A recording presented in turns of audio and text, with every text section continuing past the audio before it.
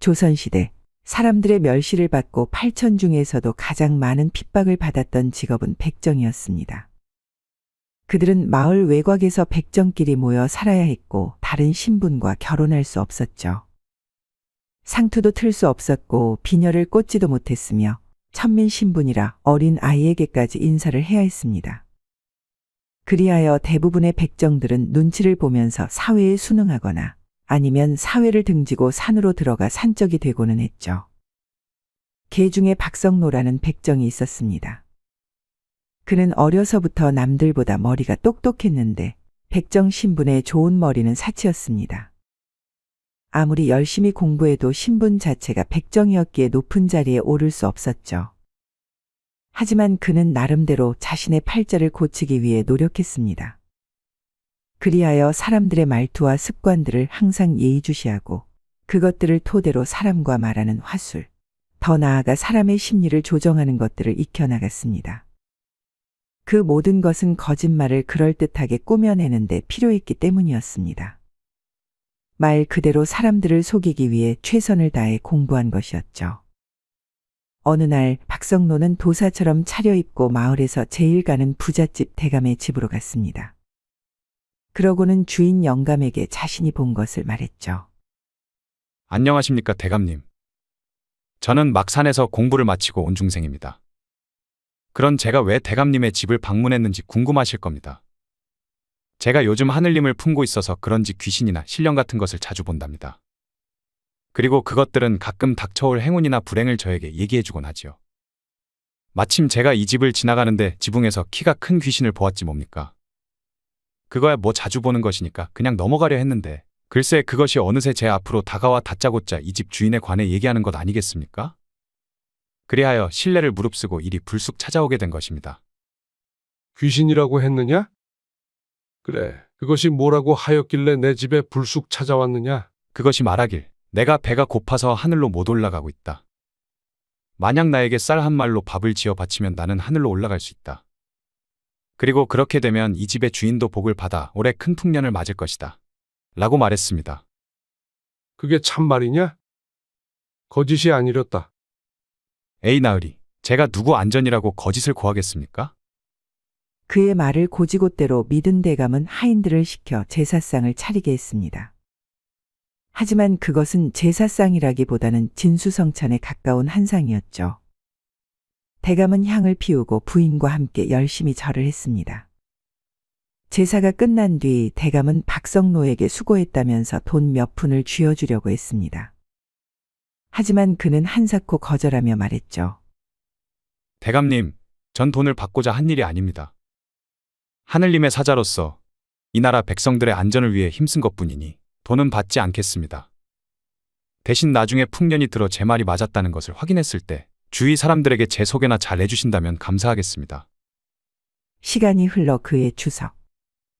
박성노의 거짓말이 잘 맞아 떨어진 건지 아니면 그저 운이 좋았던 건지. 주위 다른 집들은 흉년이 들어 굶어 죽기 직전이었는데 대감네 집만 큰 풍년을 맞이했습니다. 그리하여 곳간에 곡식을 가득 채우고 그러고도 남은 쌀들은 사람들에게 팔아 더욱 더 큰 부자가 되었죠. 그리고 이 사실을 알게 된 주위 사람들이 대감에게 물었습니다. 주위 다른 논들의 벼는 다 말라 비틀어졌는데 어찌하여 자네 집만 이리 농사가 잘 되었는가? 안 그래도 셈이 많은 자네가 물어볼 것 같았네. 이제서 하는 얘기지만 이게 다 박성노라는 사람 때문이라네. 박성노? 그가 누구인가? 그는 미래를 보는 자, 하늘님을 품은 자라네. 그 일이 있고 나서 박성노라는 이름은 사람들 사이에서 빠른 속도로 퍼져나가기 시작했습니다. 그리고 그는 이 기회를 놓치지 않고 주위 마을을 돌아다니면서 갈고 닦은 화술을 뽐내기 시작했죠. 그렇게 몇 년이 지나자 그를 추종하는 무리들이 점차 늘어났는데 그들 대부분이 과부와 무당, 노비나 백정같이 천한 자들이었습니다. 모두 사회에서 핍박받는 자들이었는데 이 또한 박성노가 자신과 신분이 비슷한 이들의 마음을 알아주고 잘 보듬어 주었기에 가능한 일이었습니다. 하늘님을 품고 있다고 믿게 만들어 사람들을 마음대로 조종하며 편안한 삶을 누리던 박성로. 그는 하늘님에게 바쳐야 한다며 신도들의 돈을 갈취했고 예쁜 여인들을 자신의 옆에 두고 주지웅님 같은 삶을 살았습니다. 그는 예전 무시받던 백정 시절에 꾸었던 꿈을 다 이룬 듯 했습니다. 더 이상 바랄 것이 없어 보였죠.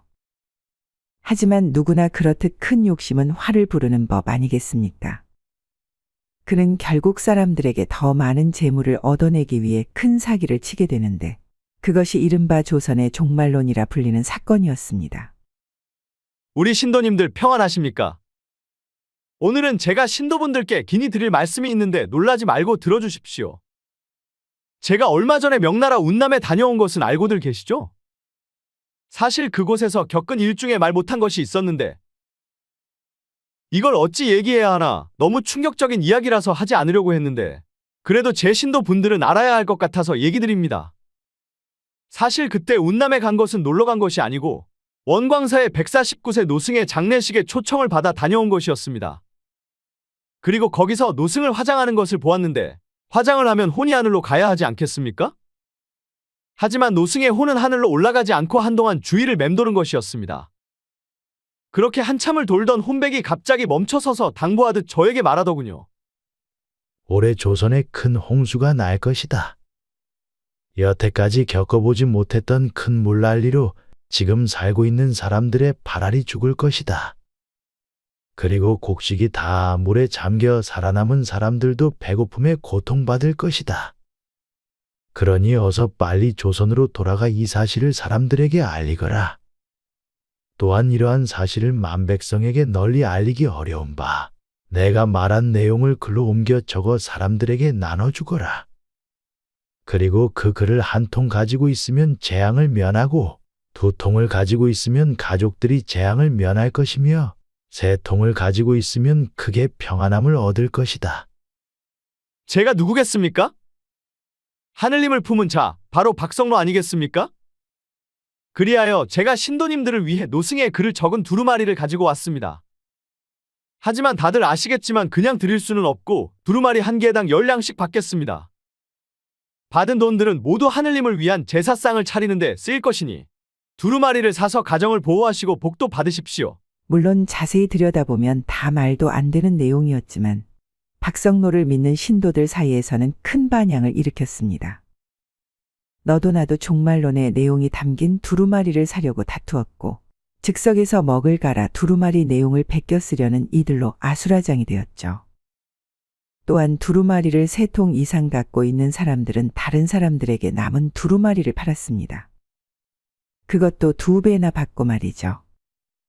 그리고 순진한 신도들은 어차피 끝날 세상 돈이 무슨 소용이 있겠냐며 박성로 일당에게 전 재산을 넘겼습니다. 마땅한 재물이 없는 자들은 돈 대신 땅이나 집문서를 넘기기도 했죠. 박성로가 꾸며낸 종말론은 순식간에 마을에서 면 단위로 퍼져나가기 시작했습니다. 그러면서 너도 나도 두루마리를 사려고 박성로를 찾아갔기에 그가 뒷돈 주고 고용한 서예가들은 덩달아 바빠졌죠. 하지만 그들 역시 한 두루마리당 5냥을 받았기에 남는 장사였습니다. 시간이 흘러 전라도 전역에서는 박성로의 두루마리를 구하려는 사람들로 난장판이 되었습니다. 구한 사람들은 구한 사람들대로, 못 구한 사람들은 못 구한 사람들대로 서로 뒤엉켜 싸우기 시작했죠.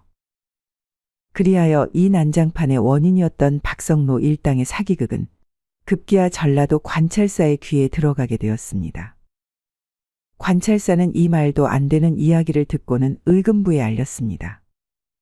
그리고 의금부에서는 왕에게 보고했고 결국 박성로에 대한 체표령이 떨어졌습니다. 하늘님을 품은 자, 박성로다. 그런 나를 인간의 잣대로 만든 법을 들이대어 잡아가려고 하느냐? 천벌이 무섭지 않느냐? 천벌이 무섭지 않냔 말이다. 포졸들이 잡아가려 하자 그는 오히려 큰 소리를 내며 소리쳤습니다.